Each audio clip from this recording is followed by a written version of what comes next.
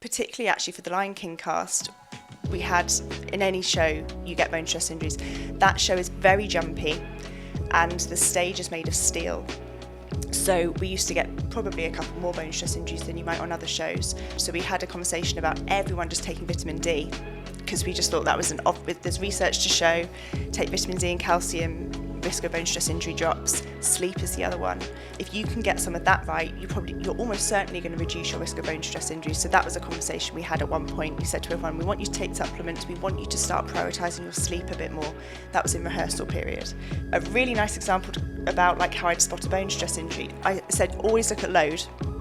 What have you been doing? Have you started like training for a marathon? Have you started plyometric training? Have you suddenly started playing basketball or something?